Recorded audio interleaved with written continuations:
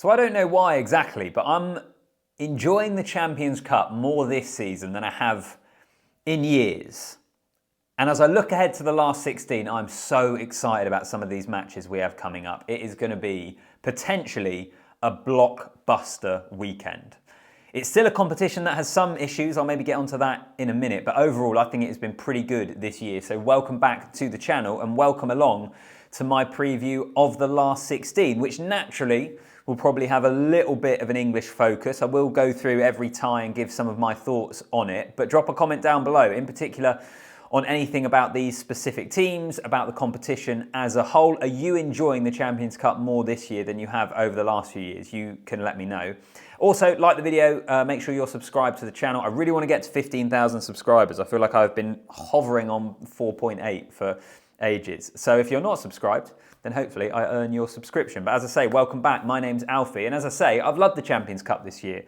It still has its issues. If we look at the last 16, 8 games, 5 of them are games we saw in the pool stages. But in a weird way, now that we're here at the knockout rounds, it doesn't feel as big an issue to me as it did when the pool stages ended. I remember when the pool stages ended, I was like, 5 games we've already seen. It seemed like such a shame. But actually now we're here, enough time has passed that it feels fresh to me because teams are in different places. The season's progressed. We've had the 6 nations. A lot of time has passed. A lot of things have happened since that point. So it's not ideal, and in an ideal world, you still wouldn't have that happening where teams could face each other in the pools and then in the first round of the knockouts. But it's not as big an issue to me right now as I sit here as it was previously. But also, I suppose there are other elements, aren't there, with the Champions Cup? And I'll get the negative out the way to start with. There are still things that have to be worked out and still areas that I don't really know what the solution is, which again is this weekend. At the end of this weekend, we are going to have the issue of travel, whether it be for the South African teams coming north or the Northern Hemisphere teams travelling south, and having to plan those trips at such short notice. I saw one of the articles I was reading today about how teams have the same hotels booked on standby in case they get through. So there are issues, but it is really, really decent. And from my perspective, I said there might be a slight English tilt to my preview for obvious reasons. But one of my big question marks so far this year is how good are the English sides? Heading into the pool stages, I thought it would be a really good example of how the English sides were just below certainly the best of South Africa, the best of the URC, and the French sides. But that wasn't the case in the pool stages. The English sides, as exhibited by 6 of them being in the last 16, have actually been pretty competitive so far.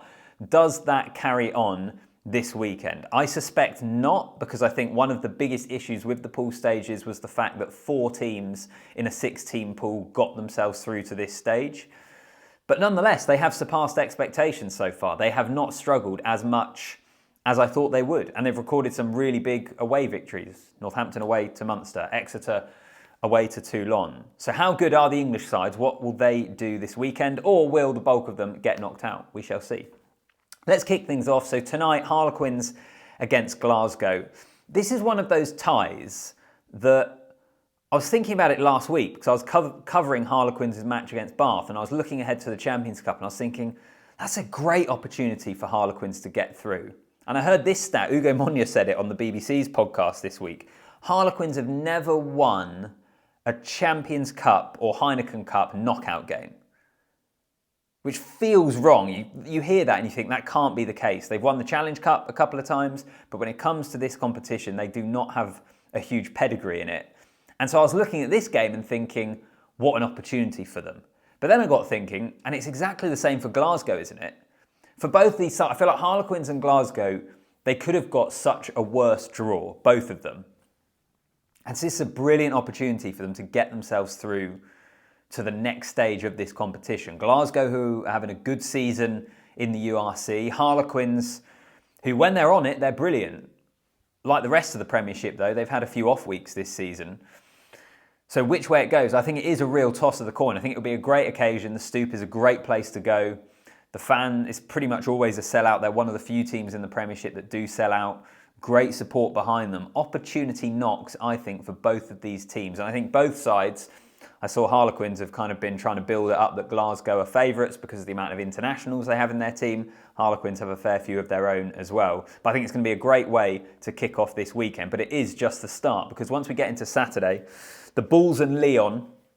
So this is a repeat of the pool stages. Lyon won by just a point in France. But actually, these are two teams that have served us up some great matches over the last few years. The year before, they met in the pool stages on 2 occasions. They had, I think was it in South Africa? I think it was in South Africa. They had a really good game where the Bulls pulled into an early, quite a commanding lead, and then Lyon came back into it. So you've got the Bulls who are having a decent season, or having a good season in the URC. It looks like they're flying towards qualification for the playoffs in that competition. Whereas Lyon, on the other hand, are having a pretty poor year in the top 14. Now, it's quite congested. A couple of wins, a run of form, and they pull themselves away from the bottom half and could still be looking at Champions Cup qualification for next year. But they haven't been a side that have been consistent. I think in the pool stages, we saw some of the great work that they can do. We also saw them rotate against Bristol, for example, and ended up losing it at Ashton Gate right at the end. I think that was the Callum Sheedy drop goal. So they're not going great in the top 14. The Bulls are going well in the URC, which I suppose leads us on to the question, and it's a question we could ask for a few of the last 16 ties. How much does domestic league form count when you get into the Champions Cup? Is there something different about what was European rugby? I still always feel like I'm going to call it European rugby, even though we've got the South African teams now.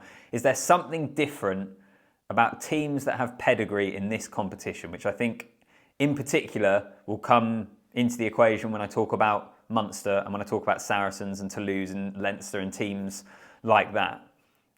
Does the domestic form for these two teams count? How much does it count towards what we might see this weekend? Overall, I think, and I said this earlier on this year, any side that has to go through South Africa in the knockout stages has their work cut out. I know Lyon are capable of it, but I would back the Bulls in this game. On to an all-English tie, Exeter against Bath. The great irony of these things is their next game in the Premiership is Exeter against Bath. So it's a fixture we'll be seeing a couple of times over the next few weeks. Exeter interests me. Any of you who watch a lot of the Gallagher Premiership will know that they have been a side who have been excellent at Sandy Park this year and have been really poor away from home. The latest example of that, the heavy defeat they had to Sale last weekend. So I think it's really important for Exeter that they are at home. I think if you look at their form, though, probably over the last 4 or 5 games, spreading across multiple competitions, hasn't been great. And because they're such a young team, I saw Stuart Barnes writing about this in the Times today over here in the UK, about whenever they've lost this year, Rob Baxter has bemoaned the ill discipline in his team, which makes sense when you've got a young team. That is an area of the game that when things aren't going your way, you're going to come out on the wrong side of it. And it makes sense for that to have been an issue for all of their defeats this year. And I think that is most likely going to be a crucial factor to how they go this weekend. Bath, on the other hand, have just been... they've been brilliant, haven't they?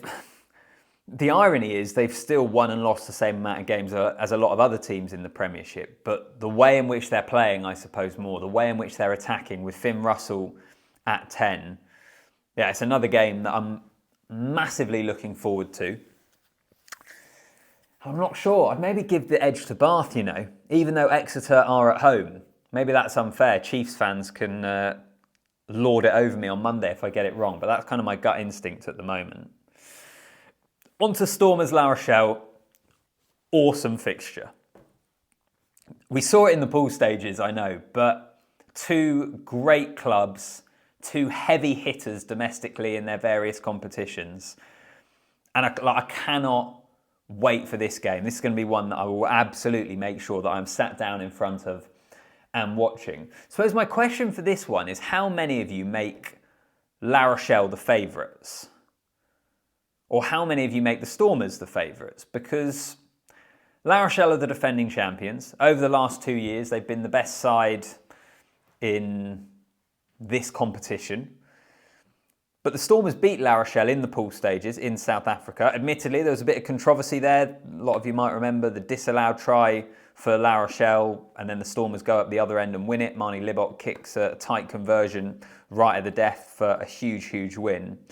And La Rochelle themselves have been up and down this year. They've had some really noticeable results as well. They beat Stade Francais, the leaders in the top 14, with a great performance.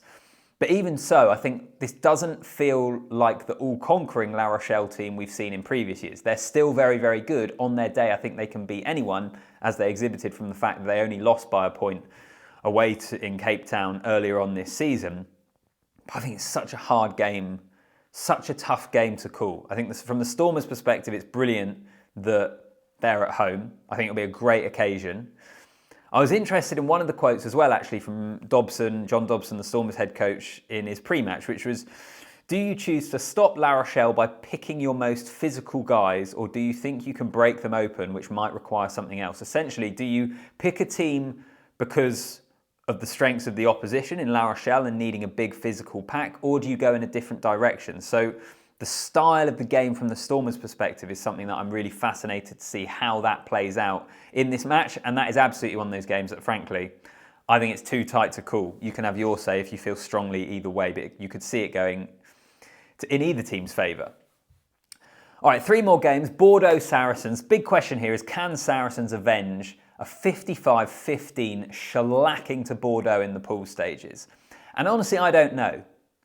After the Six Nations, they came back and they absolutely pumped Harlequins at the Tottenham Hotspur Stadium. A great occasion, arguably their best performance of the year. And you looked at it and you thought, this is a Saracens team who have had an 8-week break for the Six Nations because there was no Premiership during that time. They have used it as a mini pre-season, and they are now going to run through and be a completely different team in the latter stages of this season to what we saw earlier in the season. But then, last weekend, they go and lose away to Northampton. Now, there's no shame in that. Northampton are top of the table in the Premiership. They've been the most consistent team in the division so far, but it took a little bit away from that theory that Saracens were back almost, if you like, and they were capable of recording some really big victories. Now, they are still capable of that. No Owen Farrell. I was having a quick look at the team news before I recorded this video. No Owen Farrell is a big, big loss. Alex Good at fly half in his place. But I just wonder whether they are capable of taking on this Bordeaux team away from home. They're a great team, Saracens. On their day, I think they absolutely are. I think they could win. I just look at it and wonder whether they are going to. For this Bordeaux team, who admittedly have no Jalabert, they themselves don't have their first choice fly half. But we've seen what they can do in this competition so far. They have cut teams open. They cut Saracens open. They cut Bristol open. I was covering that game. They can hurt teams, and being at home as well just gives them that little edge. So do Saracens have it in their locker to cause an almighty upset? Maybe they do, but I'm questioning it a bit more than I was maybe a week or so ago. All right, rounding things off, last couple of games. Leicester. I feel really sorry for Leicester here, right? But on paper, in my opinion, this is the easiest game to call. And for Leicester, that's an awesome thing because it'll feel like a bit of a free hit. And all of this week, I'm sure they would have been building the narrative in-house of everyone's writing us off. No one thinks we're able to do it. And they will come in with a very specific game plan. Dan McKellar has spoken about this, in fact, which they think can harm Leinster. But ultimately, away from home, I think it's a struggle for most of us to see that happening. It would be an unbelievable achievement from Leicester if they were to be able to do it. With my English hat on, I hope that they do. But Leinster are an international side in all but name. They're going well in the URC. I expect them to win that game relatively comfortably. I think the bookies got them 16 points favourites at the moment, which shows how in favour they are. I also couldn't count. We've still got 2 more games to go, but Northampton, Munster, so we're into the Sunday games. I can't wait for this game as well. This is another one of those I'm really looking forward to because Northampton's win over Munster at Thomond Park in the pool stages was possibly the best game I've watched this year. Not necessarily because it was the most exciting or even the best rugby being played, but because of the way in which Northampton, in really difficult circumstances and in tough conditions, going to a traditional European superpower away from home, and being able to put themselves in the right area of the field to win that game was so impressive. It was almost a coming-of-age game for Finn Smith in that match. I've heard plenty of people say that for the young fly half. He was absolutely brilliant. Northampton were brilliant. And that was one of those first games that I looked at this Northampton team and thought, they're different this year. They're not the soft underbelly of a Northampton side in previous years, where at home or on nice days they could score plenty of points, but when it really came to an arm wrestle, they weren't able to get themselves through it. This Northampton team is different, I think, but this is still an almightily difficult task. On paper, you would say Northampton, particularly at home, have to be the favourites, but Munster are just one of those teams that have such European pedigree. Whilst they have had a decent season so far, you still think they have the quality in that team to go to Franklin's Gardens and cause an upset potentially. And it comes back to that question I asked earlier of does European pedigree, does Champions Cup or Heineken Cup pedigree count for anything? Because Northampton, I think the last knockout game they won in this competition was back when they reached the final. What was that, 2011? 2011? Northampton fans will be able to correct me. When they won the semi-final and ended up losing to Leinster in that unbelievable, one of the great finals that we've seen. So yeah, I'm really looking forward to this game. No Furbank or Hutchinson for Northampton. Alex Mitchell is back, but he doesn't start. He's on the bench. And then Munster have some injury issues and the disciplinary that I think is happening later today, which could cause some issues with their team. RG Snyman, though, is back. He's a massive inclusion for them. He's such a game changer in the second row. So yeah, awesome game. I'd give Northampton the edge, but another one that I could see going either way. Final game of the weekend, I will round it up. It's always the thing when we've got loads of games to get to that it ends up being a longer video. So to those of you still with me, then I really appreciate it. Toulouse against Racing 92. Toulouse are having a strong season, aren't they? Brilliant in the pool stages. They've been good in the top 14, a side that still contributes more players. Pretty sure it's more players than anyone else into the French national team. Antoine Dupont is back. He shifts actually back to scrum half. Those of you that follow the top 14 will have seen he has been playing a lot of fly half because they've had injury issues there, but Roman Untermack returns. I think that's quite a big difference for Toulouse. So Toulouse going really well, and Racing 92 on the other hand, their recent form's really strong. What is it? The last 3 that they've won, they had a really poor start to the year, so they have been hit and miss and up and down this year. But Toulouse at home. I mean, Toulouse, again, like Leinster, I think are those sides that you probably expect to be there or thereabouts when it gets to the business end of this competition. Semi-finals, finals, we expect them to be there. I probably expect Toulouse to get the victory. But we shall wait and see. What a great weekend it is going to be. And for what it's worth, this is the various permutations. I thought I'd just whack them up on screen for what it might look like in your team's run to the final and whatnot. So starting at the top of the draw, the winner of Toulouse and Racing 92 plays either Exeter or Bath. Quins and Glasgow will face either Bordeaux or Saracens. Leinster or Leicester will face either the Stormers or La Rochelle. And then Northampton or Munster play the Bulls or Lyon. And it's the highest ranked club that will be the home team in that quarterfinal. So enjoy your rugby weekend. Drop a comment down below. It's always going to be a bit of a quick-fire video covering various different bases. There's so much more we could get into on these various games. So comment down below. And as I say, do like the video. That just boosts it to as many people as possible. Always massively appreciate the support and the engagement we get on the channel. And make sure you're subscribed as well. Enjoy the weekend.